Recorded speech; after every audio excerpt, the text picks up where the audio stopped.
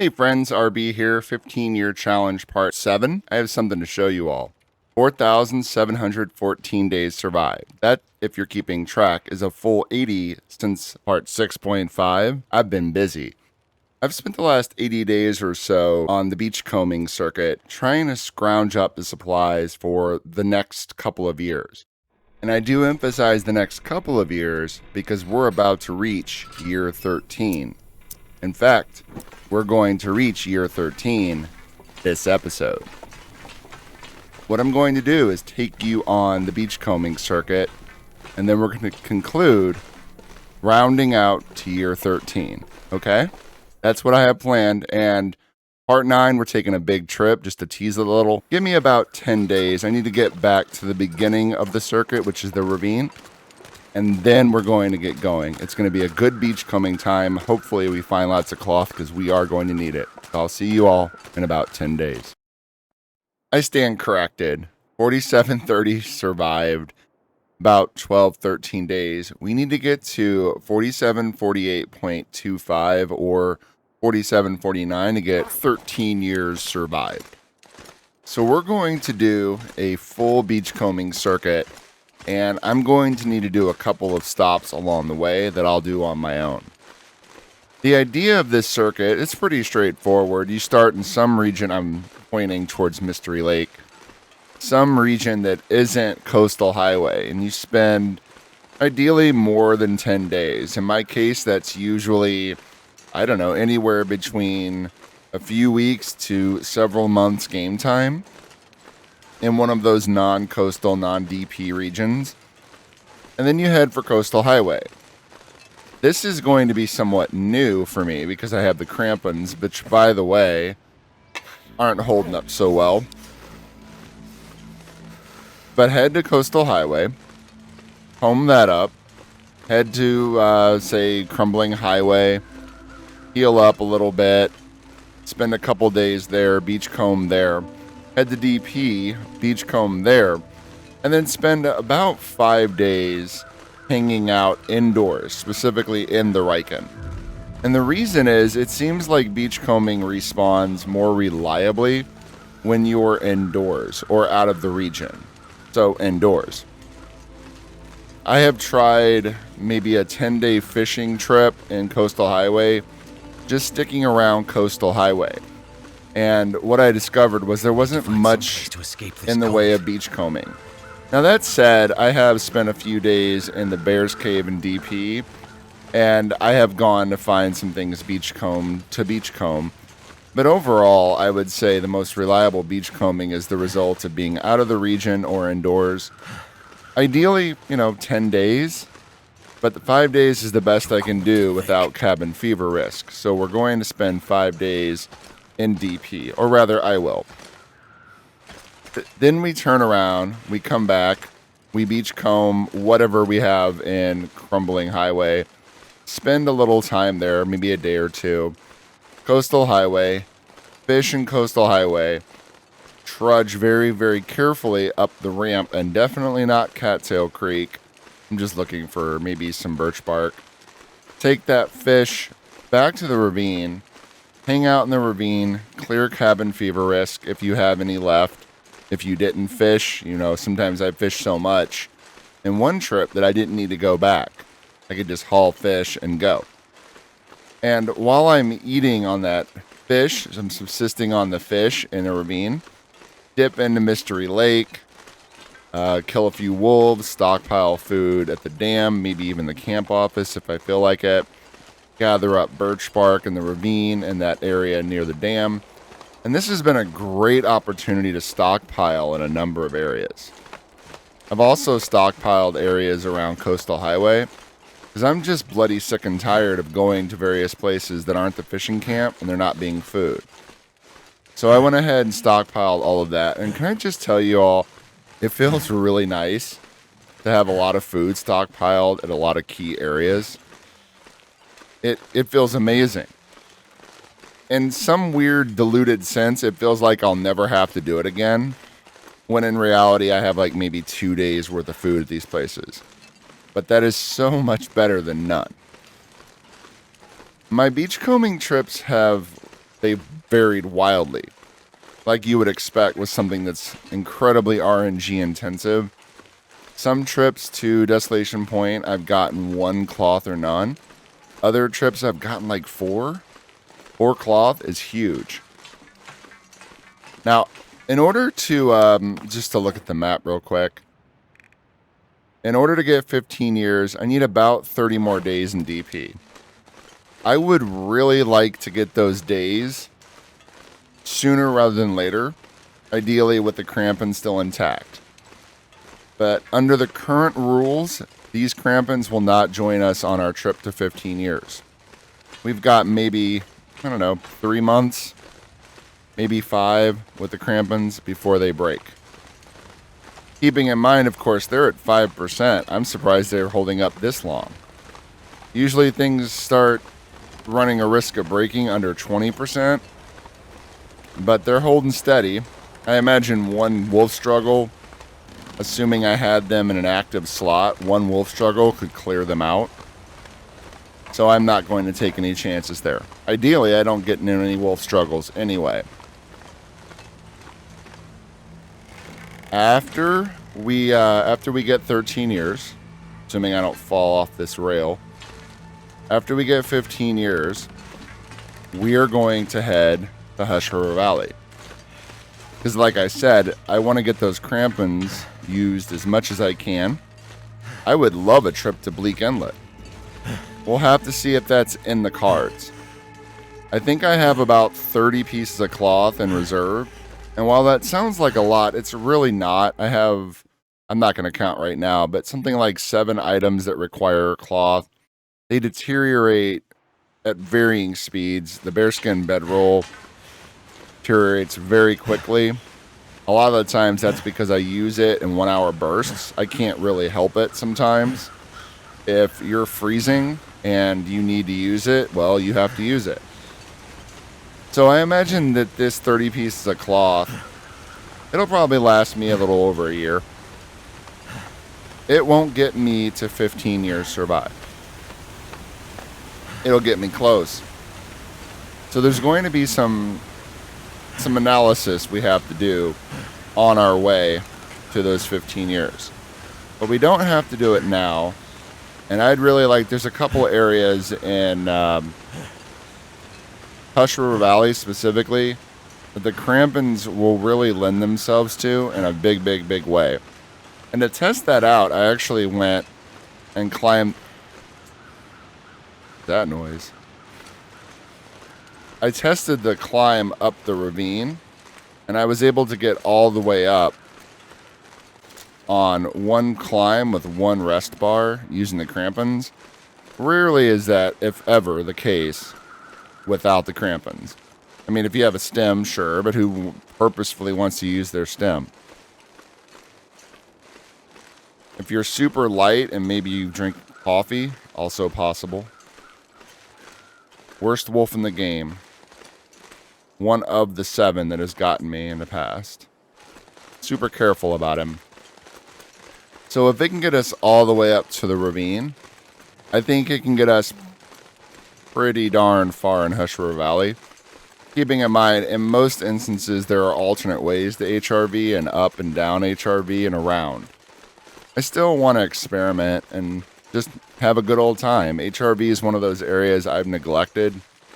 I learned it once. I've learned it a little bit since for Tabitha. Tabitha requested something. But I want to spend a little time there, get days on the board, and the crampons give me an excuse. So I'm going to leave you all here. I need to go to the coal mine over there, Cinder Hills, and get some coal. I'm also going to rest up a little bit.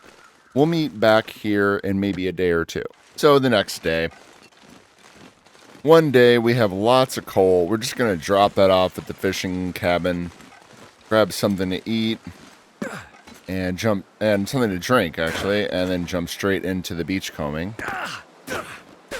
The fishing, as I mentioned, is crucial to my route, but also we're not going to need almost 20 days to finish this off. I'm actually going to do some fishing in preparation for the next trip on my way back.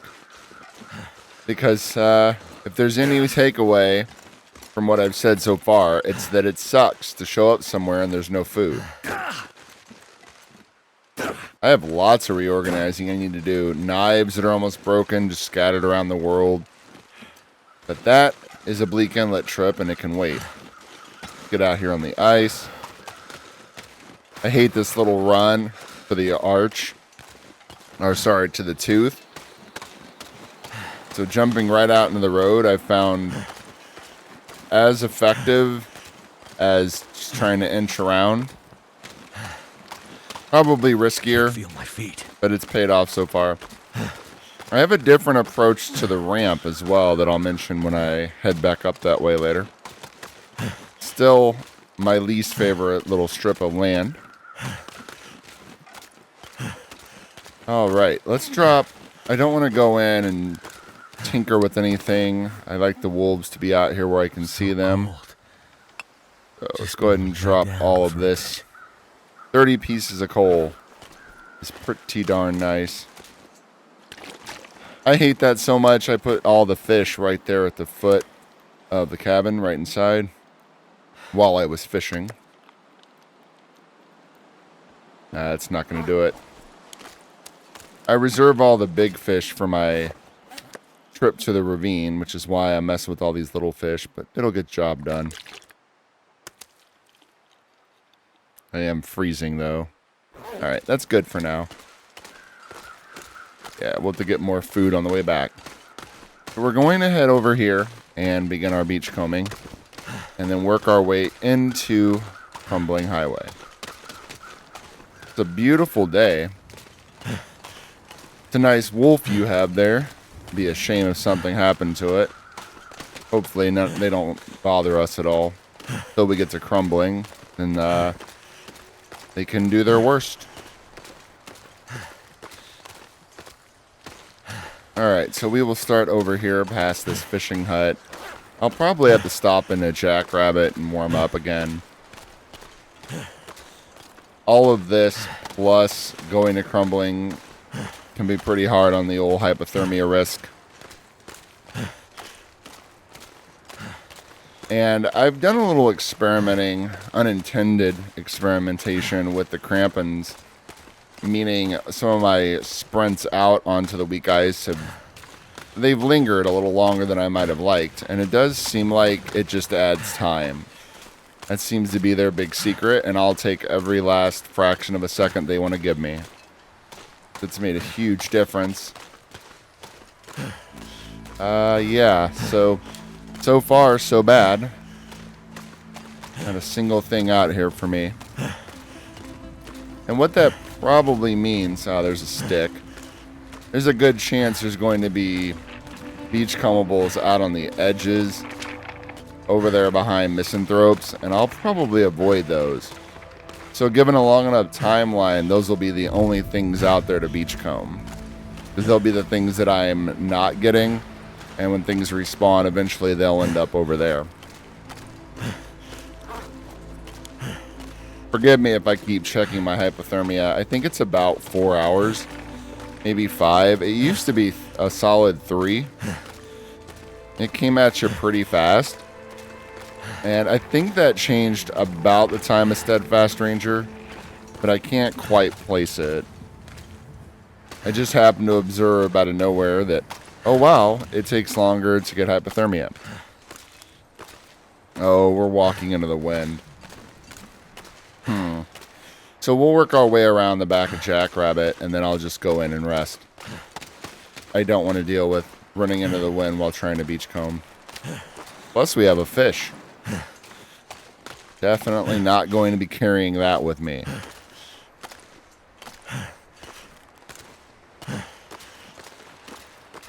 Well, this wolf's already going to spot me. I didn't bring any of that coal. We'll just drop it right there. You can see I drink a tea just to try to top off condition a little bit. I don't mind being a little banged up, but I've been rolling the dice a little hard lately. Even getting into the red because I didn't want to burn a match. I was in a fishing hut. Not my finest hour, but I got away with it. Surrounded by snow. You would think, as much time as I've put into this file, and given my interest in wanting to see it survive, that I would abandon some of those dumb interloper behaviors of never wanting to blow a match to avoid, freezing or avoid dehydrating to death.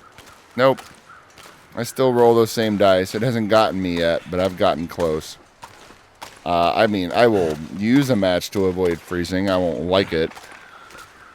But the threshold for when I'm willing to do that is like 40%. I'm willing to budget a lot of condition to avoid wasting one of my 600 matches. I don't know how many I have. I say 600. It's probably more like 3.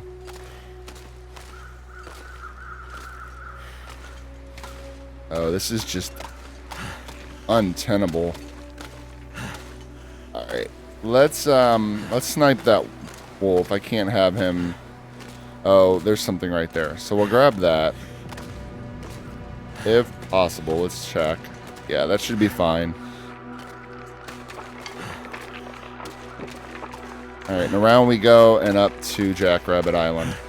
I think I'm going to clip this wolf and then maybe try to cook it later.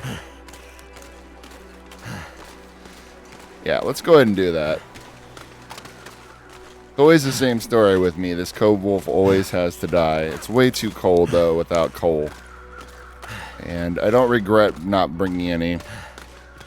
Though I should start. I should start bringing like 1 stick and 1 piece of coal just in case.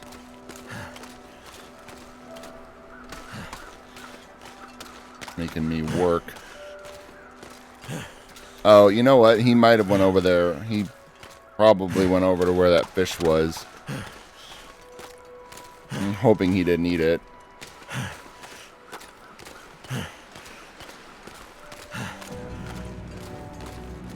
Okay.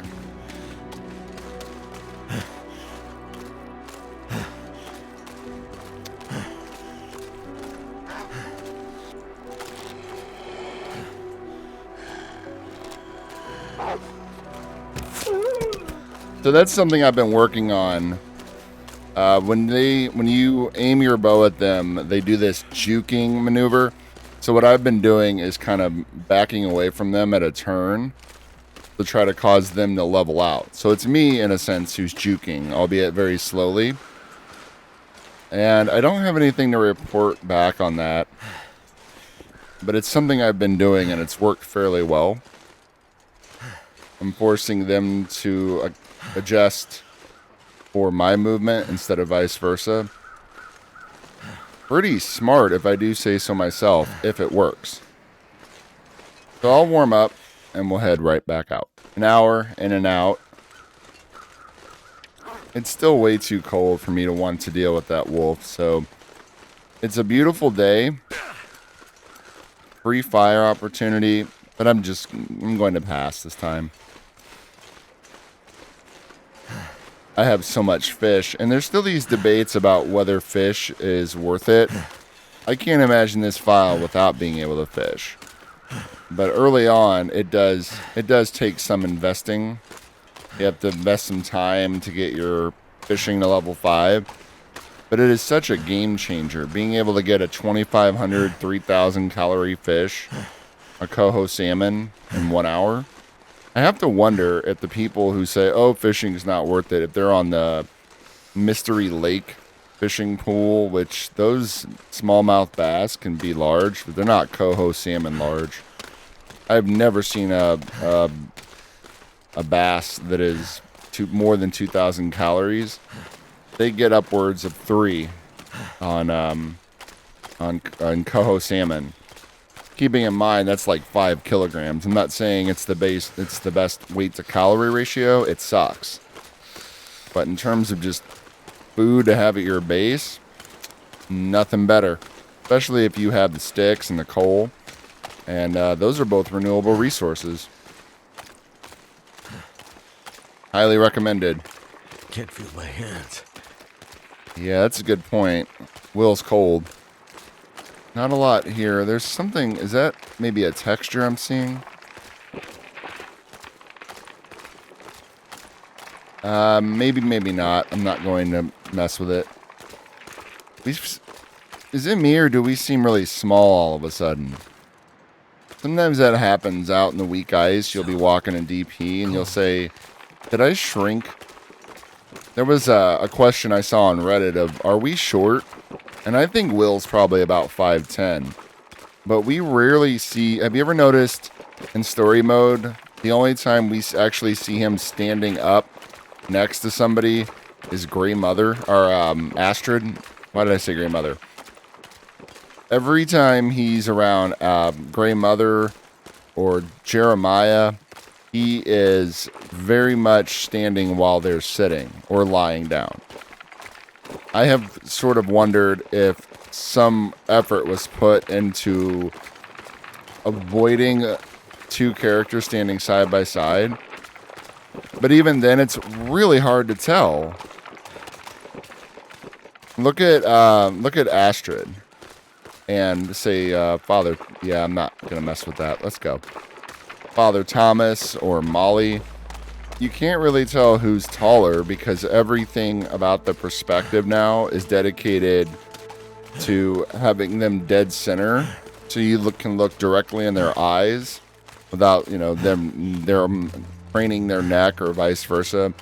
Everything's just dead center, so we don't know if you're tall or short or what. But I think he's probably about 5'10". He's not that much taller than Astrid, and Astrid could just be very tall. So as far as beachcombing goes, that kind of sucked. And the really crappy thing is I only got maybe 3 items, and there's 2 or 3 sticks over there. One of which, that last one, I'm not going to bother with at all. I think I did once when those were a pair of shoes, and those shoes were there for 5 years. So I spent a day or two, let's see, a day and a little time in the coal mine and an overnight at the unofficial Rabbit Grove cabin, and then an hour in Jackrabbit. So I'm going to need to account for that. I need as much outdoor time as possible to avoid getting cabin fever when we go to the Riken. And that means, in addition to just needing to heal, I will probably spend the next day or two sleeping in this cave. At the Arch. Beachcombing if possible. We should be okay. If not, then I'll hold off. The great thing about showing up and not having touched anything is everything's just going to sit there and the timer hasn't started. Whereas if I half beachcomb the area, then the respawn timer started and I feel sort of guilty that I'm still in the region, given my own belief that things respawn much slower or unreliably when you're outdoors. Again, pure speculation. And it's just a fluke of thinking that I care that much. To be sure, this is all a huge grind. But to those who might say, oh, you just pass a bunch of time. I've done maybe 10, 12 of these runs over the last 90, 100 days. A lot more to it than passing time, though passing time is certainly baked in. So to the folks who might criticize that, I invite you to do it and tell me that it's just passing time. You have to do it 100 days worth. Do it 10 times. I assure you it's a fair bit more than that. So despite what I said, I am going to go ahead and clear this. Let's wait.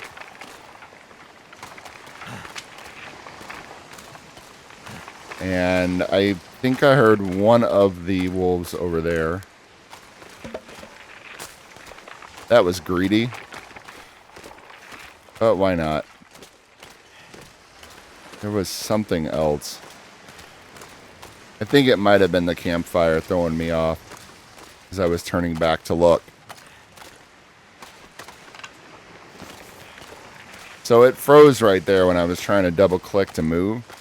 And something's been going on with the game or my mouse where it'll double click on its own, and then when I double click it only registers once. Imagine that from the perspective of picking up something or clicking on meat in your inventory, raw meat in your inventory. So just to be cautious, I've been actually using the the keyboard, the arrows, to hover over meat and then click drop. Because I'd really like to avoid parasites. Alright, all good here. Let's see if we can't clock this wolf, or one of them. We do have something... We have a few items in the cave. It's pretty well stocked. Alright, one over there. If there is no wolf over here, then what I'll do is draw that other one out with scent.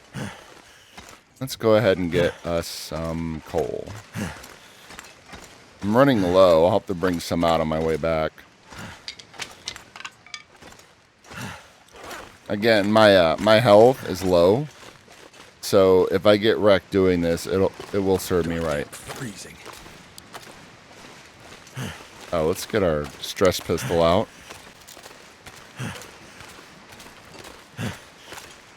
But I live in fear of going to bed in that cave, wondering where the wolves have gone, if they've caught wind of me. Alright.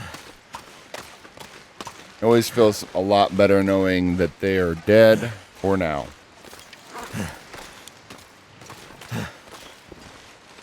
I think what I'll do is start a fire while I'm luring them down. He's also pretty tired. This is my opportunity to rethink it. And here's some items that I need to haul back.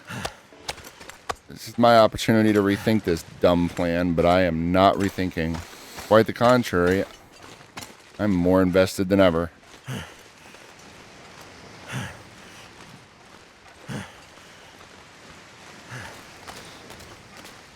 We have to watch. We're not blowing downwind or upwind. We're just out here, and the wind seems to be pretty calm, so we should lure something.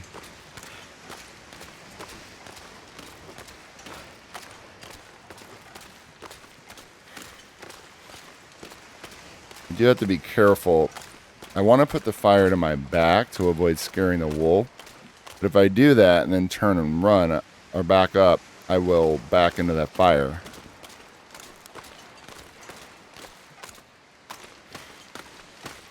Let's just haul over here. Alright, good.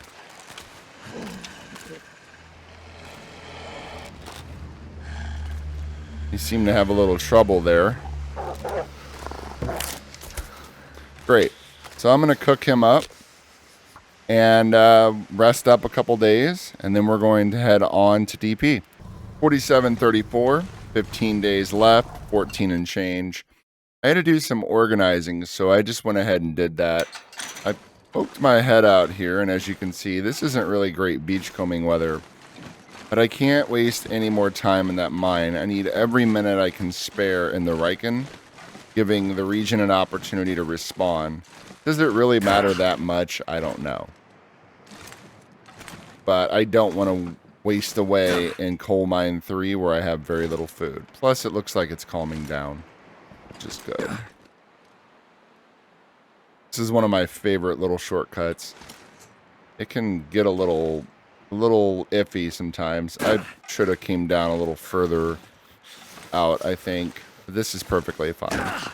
Gotta watch this last step, though. Always try to crouch if you do this. Last time around, I got an ankle sprain, and stubborn man that I am, refused to use a bandage. So that meant limping my way to the Riken, sleeping off a sprain for 4 hours. Can't remember if I did it that way or if I just turned around and went back up to the mine. Either way, I'm not looking to use a bandage. Good trip so far. Sometimes I'll come out here. We killed a bear. I was cooking a coho salmon on my way out, and while I was cooking it at the Riken, a bear showed up. So I helped myself to the bear. I never turned down free delivery, you know? And we're gonna nom on that for a few days. We should have 7, 8, 10 days worth left. I'm actually going to speed this along a little. Die if I I don't can't- roll up soon. I can't move too quickly or I'll miss something. You'll see sticks when you angle this way, poke out at you in the way they just didn't when you were running along. And if I missed, different items, ooh, what's the point? I actually did do the back of Crumbling Highway. I probably spent 3 days there trying to heal up for this little trip. And the back side had 2 pieces of cloth and a birch sapling. I have probably found the last year a dozen or so birch. And they're spread everywhere right now. We'll have to heft all of that back. Looking good so far, though. This is a lot of work. 100 days to have enough cloth for a year. I sort of rely on every new region to help me scrape by without beachcombing. In theory, the smart thing to do would be to continue to beachcomb on top of harvesting the new region. But you try doing that and not going insane. So instead, I do the opposite, and I just use those resources like an Ash Canyon without continuing to replenish them. It is what it is. What really got me by, though, was at the end of the 10-year run, I was at like 3 pieces of cloth. I had a whole backup set of clothing that I really didn't need, which in hindsight ate away at a lot of cloth. And I held on to that until I absolutely couldn't, tore it up, and then a week later, episode 3 comes out with a new Thompson's Crossing, and then the crashed airliner where I can rip up, I don't know how much clothing we found on Interloper on this file. Some, which was huge. But Thompson's Crossing was definitely huge. And I think that there are a couple of buildings, maybe the community center, which are still untouched. I have this hang up about trying to leave some areas untouched. I think it was Shardul. Shardul was a long dark streamer over on Twitch. He doesn't, I don't know that he streams it anymore, but he used to suggest that people leave some resources in an area. And he happened to say that because he was starving and he lucked into a cattail. I am not a believer in leaving resources. I'm a believer in taking everything you can. Or then you have to start trying to keep track of what resources you left in an area. I prefer to have them all in one big pool. But there is something to be said about going into a building and the curtains aren't all ripped off of it. It's like having a little dose of sanity in your survival nightmare. I have one building in Bleak Inlet that I left intact. There's one in PV. I have, as far as I recall, left Trapper Homestead intact. Gray Mother's house is intact. If it's not intact, then at least her blanket is still there. What's this right here? Oh, it's a fish. I need to drop something. Yeah, it gets me every time. So that's going to be a problem. We'll drop it before the Riken, or before Hibernia. But there's no scenario where I actually try to cook that up before leaving. It's just going to sit outside. Matter of fact, I could just leave it here. Yeah, let's just leave it right here. It'll be there eventually. Or I'll pick it up eventually. I was going to try to grab that. Would have been super smooth if I could have, but I couldn't. Good.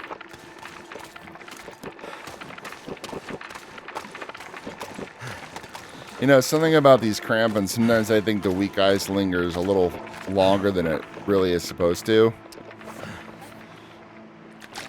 Because I've run pretty far back and it still says weak ice.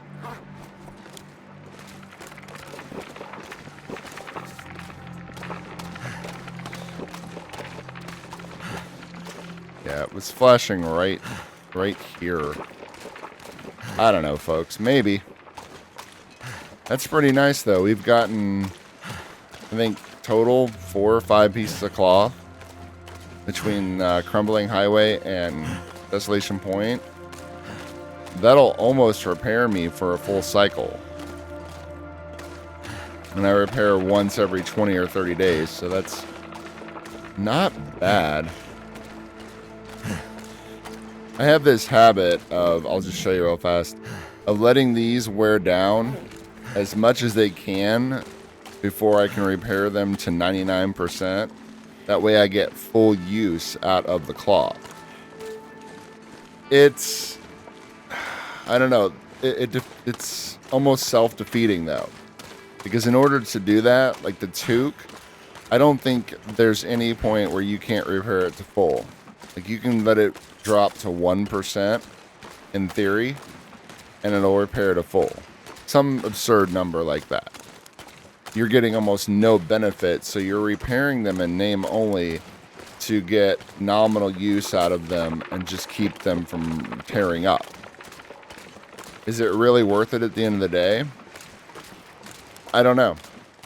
There is this point where you do get a lot of use out of it when it's at 99%, but you have to let it wear down a long time.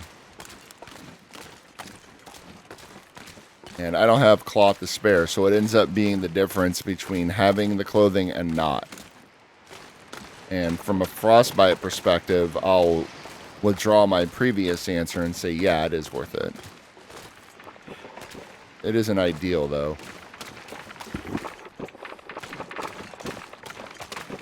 There we go.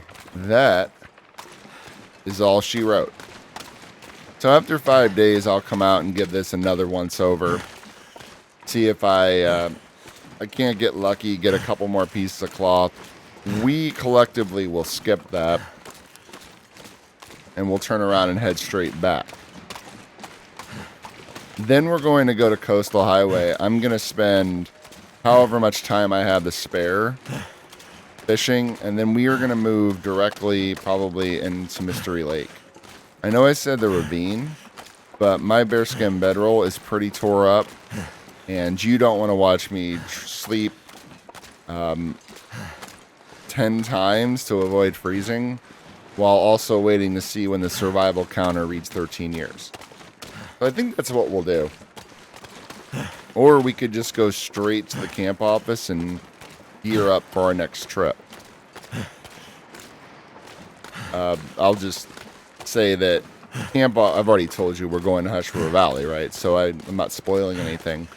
We're going to launch from camp office, but there's a lot of little things that I need to do in the hydro dam. On our way back, I am going to stop at the hydro dam just to show you what kind of stockpiles I'm working with. I get that one a lot. So we'll probably do that before we hit 13 years, but we're going to let the game set the tone. One of the hardest things to do when you stream a finale is trying to account for the game having a mind of its own. You can time it out just right that you'll get to X place on Y date, and then you get hit with an all-day blizzard. So we'll just have to let the game tell us how it's going to be. And maybe we end up celebrating 13 years in the middle of nowhere. Too heavy. Sounds like a plan to me. So I will see you all in about 5 days, or roughly 4739, 10 days to go. As promised, 4739 survived midway through Cabin Fever Risk. Didn't even make it 5 days, just 5 calendar days. I will attribute that to being stuck in Coal Mine 3 a little bit, waiting out the weather, which is why you really don't want to push it this close, because usually the leaving weather isn't so great. I don't want to say the B word because the game is listening, but you know what I mean. And so you can see this being where we started off the episode. We actually started off in the middle of the circuit on our way back. So I'm basically going to do everything we just did in reverse, getting us back to the ravine. I also have a number of stops to make and some fishing to do. So I'm going to meet up with you in Coastal Highway in 6 or 7 days, and we'll finish this off in Mystery Lake. I'll see you then. Welcome to Coastal Highway. We're about 5 days out and we have company. I had this big plan of ascending the treacherous ramp and talking about this wolf as a rite of passage. Thought I had a piece of fish and the wolf met us here and now it's dead. So there you go. Sorry about that. You know what? I don't even have enough resources to cook this wolf. That is a huge missed opportunity. See, just the one stick. Ah, well. So in lieu of this longer ramp walk, I'm going to head on to the dam. I have a lot of maintenance work to do, and we'll take our time walking down to the camp office. We're going to walk down the middle of the route, walk down the tracks like nobody in their right mind does in Mystery Lake. We're going to do that and look for some trouble in lieu of this ramp run. And I will see you all in about 4 days. Until then, well, here we are. 47:48, less than a day remaining. It is, if we take the sundial literally, we'll say a little afternoon. It's going to update at, I guess, about the equivalent of 3 or 4 in the morning. So we have that much time to get to the camp office. I figured what I'd do is show you around my main supply cache. I wouldn't call it a base. I'm really a man without a base. I'm a nomad. This is where I dump my crap, and I actually have so much that I've exceeded the capacity of the containers. And this is one of the questions I get most often is, I bet you're almost running out of stuff. Well, let's start right here. This is the cloth, most of which we acquired from DP, including some that we used to survive over the last year. Plus this 7, 25. I'd say we probably got about 30 cloth total, which is not bad for 3 or so months. Leather you acquire over time from breaking down clothing and some beach combing of shoes. I'm actually running low on black bear hides here because I have been using them, but I haven't been killing bear in the area. There's going to be a few laying around where we're headed. Deer, as you know, I don't kill. So I just ended up bringing back whatever I end up harvesting around the world. Here's my backup headgear. Since I don't wear the rabbit hat, I need to maintain those as best I can. That's about it for that container. These are bedrolls that I've found along the way. Some have already been harvested. For some reason I picked that up right away. That's basically... Oh, so when it's ruined, you just pick it up. You can't interact with it otherwise. That's cool. That's 10 pieces of cloth just sitting there. These are cattail stalks and various teas, because this container is more or less full. It's great that you can actually harvest the cattails and beachcomb them. So you have a limitless supply of food that never goes bad, even if it's 150 calories. During our little circuit, I was picking up birch bark tea. I actually have a lot more here. I have 6, and then all of these. We're going to want those where we're heading. Coffee, we got a whole another 10 in Ash Canyon, which was amazing. Lots of stems, lots of teas. This is taking, of course, twice the weight, as if they were just dry, but it's nice to have some ready-made. Here's pre-packaged food and some birch bark tea. Most of this stuff's ruined, the crackers aren't. And if they do a little upgrade to the area, resulting in one of these boxes that, let's just go ahead and clear that out. All that food would probably disappear, so I should probably scatter that around. The same is true of any ruined cooked meat. I'm really glad they put the lost and found boxes in, but if you have a ruined supply of cooked meat, it'll disappear. And I really wish they'd fix that or make an official stance on ruined cooked meat. I kind of feel like that's overdue anyway, don't you? A way to jerky cooked meat to make it last longer, but level 5 cooking is pretty OP. We have a jerry can, a few non-stick wood supplies, bunch of cooking pots, just whatever water I'm working on. Food's outside. That pelt we just dropped. So here's my tools. Lots and lots and lots of these. That one needs to be repaired. I'm doing alright for myself. Some of these items I'm sure I could get rid of. I could disperse around the world. I just choose not to. They're good where they are. And then right here are all the birch that we picked up during our last beachcombing session. And then some of these were already here. I don't think most of them were. 17 cured maple. There's actually a bunch still out in the Desolation Point area. I couldn't carry them back. 30 arrowheads. Bunch of old bows. I'd love to carry these around with me, but this is the story right here. Carry around a bunch of bows that are of substandard condition, and it'll use the perfect bow first instead of the damaged one. And at that rate, you can bring a bunch of damaged bows, and I guess I'm going to do that. I've never understood why they do that. I'm sure there's a reason. Maybe to prevent breakage. I don't know. But more or less, that's the base. But we're going to take just a little detour. It's a beautiful day. And I'm going to run around and get some more birch bark. We'll want every last bit of that we can get. It's a great resource. In fact, I've often thought about all the birch. I've always liked the visual of the birch bark. I always thought it was cool before they made the tea. And I used to pick it up and then I stopped because, well, I really don't need tinder and weight's always an issue. Think about all of the birch bark tea I would have if I consistently picked up the birch bark throughout the 7 years that I had under my belt before they created that. Maybe it was less than 5. I think birch bark tea was a product of Steadfast Ranger. And I was still working on, I think, my first 5 years when that one came out. Something like that. That isn't the extent of my supplies. I have a fair number sitting over at the camp office, and we can go through those too. I try to keep a few caches around the world, but most of it's at the dam. And the reason I choose the dam, it doesn't have a bed.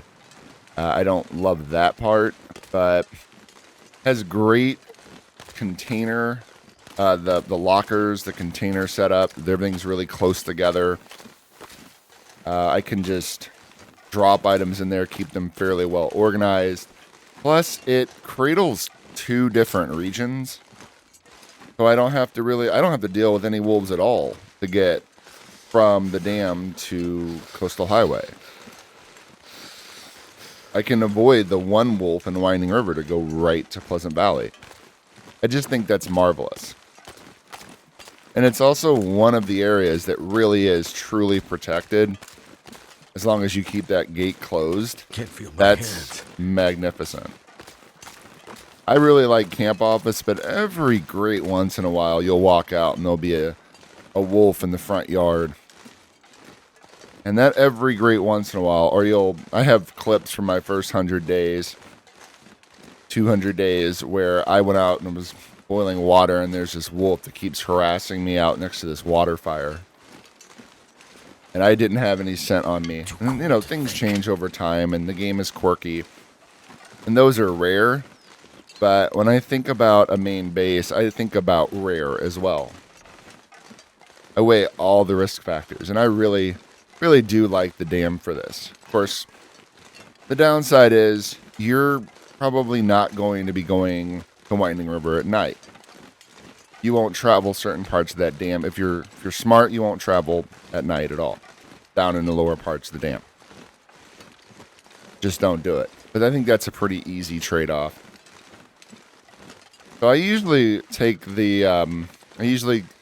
run up this way along the side of this hill, or these hills, I guess you would call them. Or I run over here and then work my way up that side and then run all the way to near Mystery Lake Overlook.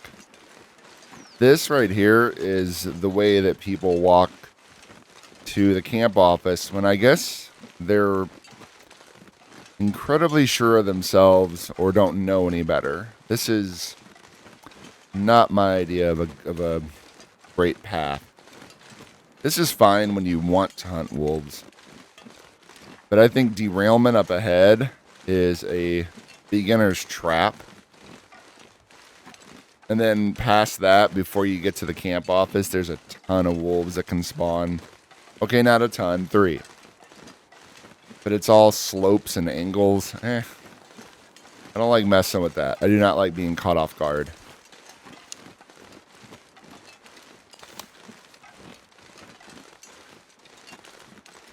We do still have the one distress shell, and I'm wondering, we have another one in the other distress pistol that I have sitting in the camp office. And I wonder how long until they allow items to decay inside of other items. Because once they do that, this distress shell will also disappear. Until they change that, it can last forever. Until I need to use it, which I haven't used any this year. I don't think I've used 2 just to avoid letting them go to waste. But to actually protect myself, it's been a while. Probably year 8. There was an instance when I used one. It's been a long time. In fact, I can't remember when I last used one, but there was a long time when using a distress shell was itself considered an event on this journey. Somebody would like update the counter or something, and we talk about it. Hey, there's number 6 or whatever. Lots of memories just kind of faded in the mists. Some aspects of this run I have not kept track of the way I might have hoped. Because I didn't know that this run was going to become this run. It was just this thing that I started up, and I used to show the clips from when I started this file, and this was my second Interloper run. So I was thinking, let's do, 1,000 days. We'll never make it 1,000 days, but let's try it. And here we are, well past that. So I guess if you take anything from that, it's start documenting early. Keep track of things in case they become big. Of course, if you would have told me to do that, I would have said, that's a lot of work. It's a lot of work for a game. On the other hand, up until not long ago, I used to keep track of where all my different items were. That, I don't know if you noticed, but it hasn't been updated in a really long time. Might be something worth doing. All right, well, we're going to go, before we go to the camp office, I just want to run to my favorite cave. I haven't spent much time back there in a long, long time. If you haven't been following this file, ab initio, it might be confusing that I call it my favorite cave, but I haven't been here in a while. It's actually been a really long time. My first 500 days. Of those 500, 300 were spent in Mystery Lake. Probably a solid 100 of those days were spent back here in the Mystery Lake area. Gathering sticks, hunting wolves, fishing, clearing out different areas, getting lost in blizzards, recovering in cabins that I was lucky enough to find, having a genuine blast. And I inhabited that cave fairly often because it was just right there where I wanted to be. Lots of neat places to gather sticks. Of course, you learn over time. Just come back later, preferably after a blizzard. But that's something you realize later. And every 50 days or so, I'd head over across the lake and the other side of the region, hunt the bear over at Unnamed Pond, schlep that meat around the area. It was a lot of fun. I'm wistful just thinking about it. I recall that when I did my 500 days, the finale, that was remarkable. 300 to 500 days. I just can't explain it. I really love the grind. I guess, the thing about having a 13-year file, almost, is that you don't need to explain loving a grind. But play your way. If you can take one message from this, you want to spend all your 500 days in Mystery Lake, you go right ahead and have a blast. There'll be plenty of world left when you're ready to leave. Actually, I would probably leave a little sooner and gather items before they decay, but you can always come back and stay as long as you want. So this was my favorite cave, where I used to hang out. It's comparatively barren now. There's a few resources here. Drop our bedroll. Gonna want to warm up before we go. There used to be a lot more. I'm remembering all the water all the coffee. There'd be food outside along with lots of sticks. We'll have to repair that bedroll when we get underway, but look at this. So here there used to be like 50 gallons of water, 50 liters, sorry, of water, lots of coffee, lots of tea. I love this cave so much that this spot right here, let me find it. I'm gonna crouch right here. This spot on a sunny day was actually my Twitch banner. I loved this cave. I was crazy about it. Had a lot of good times in Mystery Lake, and I'll always cherish them. But I'm not going to stay here because the bearskin bedroll's in bad shape. And I couldn't possibly sleep the whole night here without worrying about freezing to death on the eve of 13 years survived.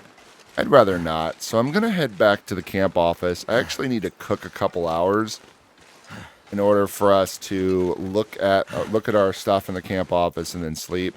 So I'm going to do that, and then we'll finish things up. At long last, the camp office. On 13 Year's Eve, there are a few hides here. Check the drawers. A couple deer pelts. Some ruined wolfskin coats. I believe that one right there is my very first one. There's some up the stairs next to Steve because I tried to cover him up with those, which isn't very polite. Actually, let's go visit Steve right now. Hello, Steve. Good to see you. So yeah, I was going to cover him up, but that's very disrespectful. He deserves a lot better. So a couple things here on the tradition of reaching the new year. It only counts when I get the scrolling text, "You have survived." And sometimes that takes a bit. Can be a little finicky. So there's going to be a couple tweaks here because I'm going to spare you the 6, 10, 12 hours I have to spend trying to finally get that to pop up. 2, we'll conclude with a stat scroll from the journal, but I'm not going to analyze it because our challenge is actually 15 years, not 13. And tradition holds that I actually go through the stats and talk about them at the end of the challenge. For the same reason, I'm not going to be posting anything about this on Reddit because this is kind of an internal achievement, not the conclusion of a challenge. So if you want to do that for whatever reason you might want to post about that, then certainly feel free. People have asked, and sometimes I've jumped ahead of them. So feel free, and my gratitude for that. If you find that interesting enough to talk about, I'm humbled and honored. On that note, let's go to sleep. Come on, give me the scrolling text for the first time for a change. Typical. Okay. Let's try now.